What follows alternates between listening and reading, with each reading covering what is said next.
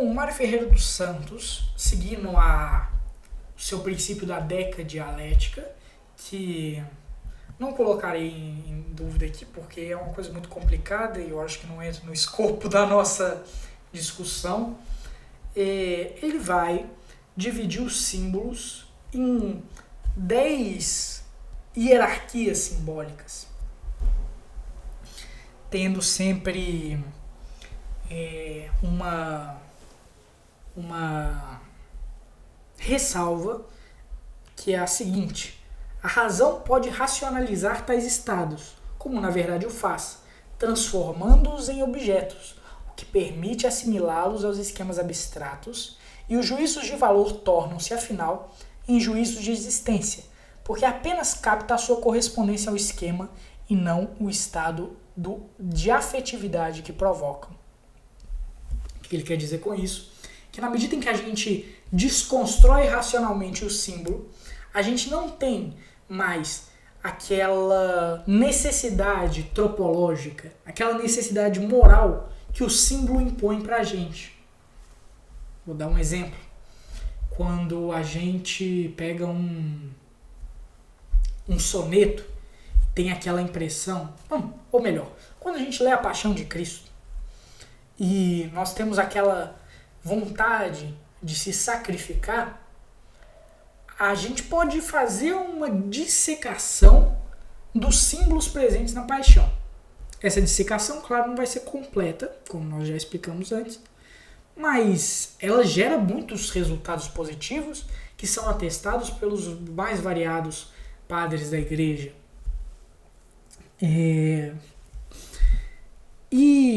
Só que na medida em que a gente transforma ela em esquemas abstratos, nós perdemos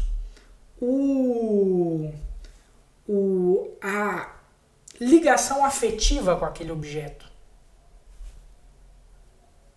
De forma que em algum momento a gente vai ter que voltar à manifestação meramente afetiva. E as relações planetárias e relações materiais, elas são muito úteis para a gente manter essa relação afetiva e continuar falando desses símbolos. Ok? Vamos falar então sobre a dialética simbólica. Mário Ferreira dá um exemplo, né? Um pássaro voando contra uma tempestade. Ok? Então ele fala que o símbolo primário é a enunciação. Ou seja, aquilo que acabamos de explicar. Um pássaro voando contra uma tempestade. O que vem na sua cabeça quando você imagina isso?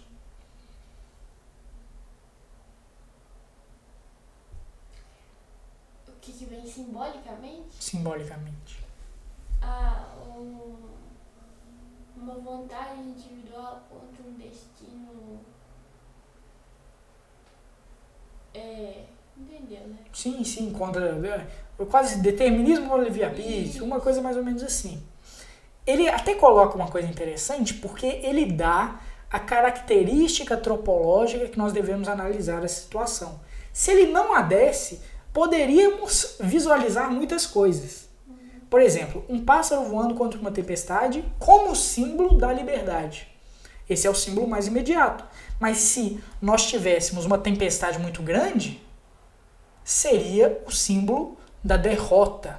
Do fatalismo. Né? Do fatalismo, exatamente. Então é tudo uma questão de proporção, né? E até aí a gente pode dizer, uma tempestade muito grande, mas esse pássaro, ele continua voando mesmo com essa tempestade muito grande e parece inabalável.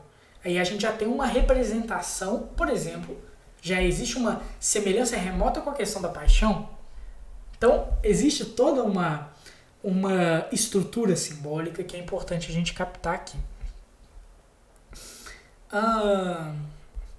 O pássaro voando contra uma tempestade, então, como símbolo da liberdade. Esse é o primeiro elemento. Captamos esse símbolo e associamos ele a um enunciado tropológico, a um tropos, a um lugar, que é a liberdade. Ok? Então, aqui ele diz que isso graças ao irracional que contém. O que é esse irracional que contém? Não nos enganemos ao dizer que esse irracional supõe uma existência irracional de algo. Não é isso de forma alguma. Na verdade, é aquela razão prática. É o phronesis. É a identificação com esse objeto, que é uma identificação mais corporal do que abstrata.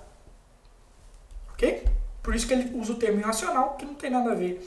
É mais uma herança de Jung, de outros pensadores que ele cita, do que uma descrição aprofundada do termo.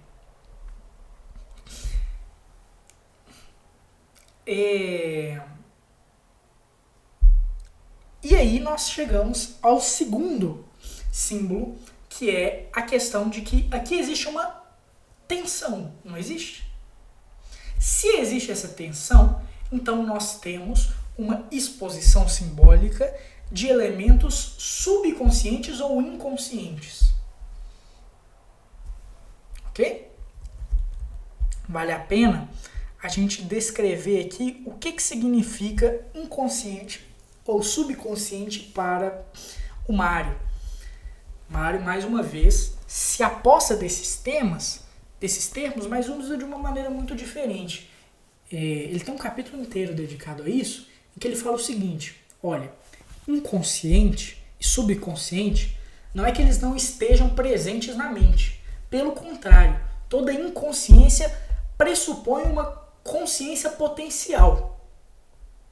Ele é só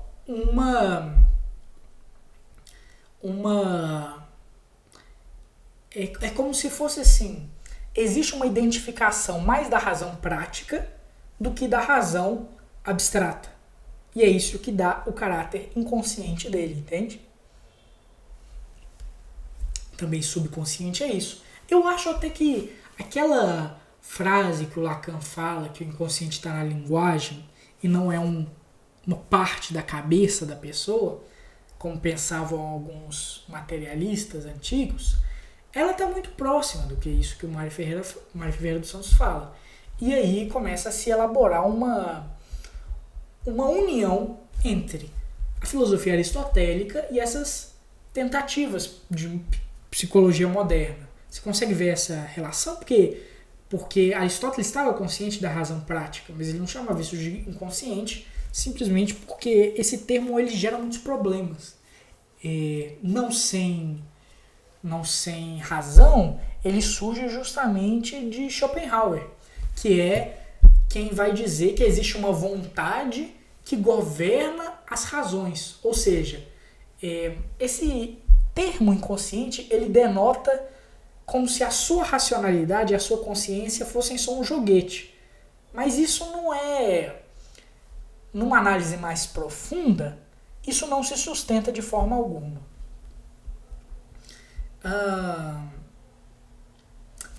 Então, essa tensão que é manifestada no símbolo do pássaro contra a tempestade, ela é uma tensão subconsciente. Ela está lá, não está? Essa tensão, portanto, é o segundo nível de símbolo. Neste caso, o símbolo primário refere-se a um símbolo inconsciente, que é agora simbolizado, mas por sua vez, símbolo do inconsciente humano, pois pássaro voando como símbolo da liberdade é universal, já que o homem, em todos os tempos, sentiu no pássaro um símbolo da liberdade que ele, confuso ou não, sempre desejou obter. Daí surge o símbolo terciário, que é o símbolo do inconsciente coletivo. O símbolo do inconsciente coletivo, como ele mesmo fala, diz respeito às formas essenciais. Por exemplo, o pássaro ser leve, ser voador. Isso tudo tem associação com o que a gente estudou sobre os planetas e sobre as matérias. É o reflexo material que isso tem o reflexo material primeiro que isso tem aos homens. Não que ele não possa ter outros, mas esses outros eles são sempre dependentes desse primeiro. Em alguns casos, esse inconsciente coletivo pode ser propriamente étnico, pois há símbolos que se referem ao inconsciente coletivo de um povo e que podem, por sua vez, simbolizar o inconsciente humano universal. Então teríamos o símbolo quaternário, que é o símbolo do inconsciente coafetivo humano. O que isso representa? Acho que eu não deixei tão claro ali essa terceira manifestação do símbolo. A terceira manifestação não é o símbolo universal, mas é o símbolo coletivo, ou seja, é o que a maioria das pessoas vê naquilo, né? Por exemplo, o pássaro é a questão da liberdade que ele cita. Já o inconsciente étnico está dentro do inconsciente, ou melhor, ele abrange o inconsciente coletivo. Ele, por exemplo, vai relacionar o pássaro. A questão do pássaro como liberdade eu acho que é um pouco problemática da gente analisar o símbolo quaternário, mas por exemplo, nos Estados Unidos, a gente tem muito essa associação da águia com o poder assim, né, dos Estados Unidos e a sua natureza forte, o que não é necessariamente característico da águia, porque a águia também pode simbolizar sabedoria e o seu significado tradicional geralmente é esse. O que não exclui os outros símbolos gerais. Aqui ele faz uma análise da seguinte forma: assim como o ímpeto de liberdade pertence não só ao inconsciente coletivo de um povo, como ao de toda a humanidade, que foi o que eu citei aqui é um símbolo do ímpeto humano de completo afastamento de todas as existências. Obstáculos que sempre surgem, o demoníaco para o homem, pois não esqueçamos que a palavra Satã significa o obstaculizador, o que cria obstáculos. Então, por exemplo, a consciência judaica veria aí nessa tempestade um elemento satânico. Ok? Quando a gente fizer isso na cultura grega, a gente vai usar bastante da mitologia grega, mas também da mitologia cristã, para que a gente possa adaptar os símbolos para fazer uma transição entre as religiões através dos símbolos. Então, aqui chegamos na quinta forma de símbolo, que é o símbolo do inconsciente biológico animal. Ou seja, e simbolizado por sua vez, refere-se ainda ao grande inconsciente biológico, ao anseio de expansão vital, do extraverter-se da vida, portanto, ao inconsciente biológico. Compreende-se isso? Que a biologia, o animal, como Aristóteles o define, é aquele ser que tem em si mesmo o seu movimento e tem em si mesmo esse elemento expansivo que está representado no pássaro. É evidente que se a gente olha para uma pedra, esse elemento animal vai estar presente de uma forma negativa, mas ele também vai estar presente. E a gente vai usar essa forma de expressão ao longo das nossas análises de Platão. O sexto símbolo é o símbolo biológico no geral, que inclui também as plantas. Ou seja, é o símbolo de expansão por si mesmo. Você percebe que cada vez mais o símbolo vai se tornando movimento? Isso porque, aquilo que nós dissemos antes, que todo símbolo é uma forma de manifestar o movimento. O símbolo septenário é a expansão cósmica. E essa expansão cósmica está presente nos planetas.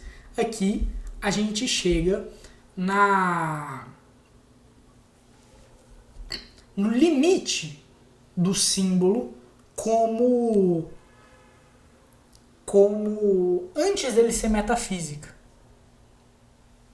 Talvez a última camada a gente poderia chegar nesse símbolo octonário, que é o símbolo da alternância, que é um desenvolvimento do símbolo secundário, sem dúvida, de uma tensão, mas ele não foca na tensão, mas sim na alternância, como se a tempestade fosse a lua e o pássaro fosse o sol, e existisse essa tensão, esse encontro entre os dois. Ele cita o yin yang dos chineses e o eros e o anteros dos gregos e algumas outras formas de expressão de algumas outras culturas. Então aqui, depois daqui é metafísica. E vai ser muito interessante porque a ideia é que nós utilizemos dessas hierarquias simbólicas para analisar os diálogos de Platão, tanto de um ponto de vista tropológico, ou seja, que é do oitavo símbolo para baixo, quanto do símbolo metafísico, que é do oitavo símbolo para cima. No nono símbolos, temos o símbolo do ser, que está além das divisões. Ok? E no símbolo decenário, temos o símbolo de Deus. Qual é a diferença do símbolo do ser e o símbolo de Deus? O símbolo do ser, ele narra tão somente a natureza positiva desses dois elementos que subsistem numa realidade superior. O símbolo de Deus tem mais a ver com aquela noção do uno, do Plotino, que a gente falou anteriormente. Essa noção totalmente distante de nós e ao mesmo tempo totalmente fundadora dos nossos mais profundos anseios.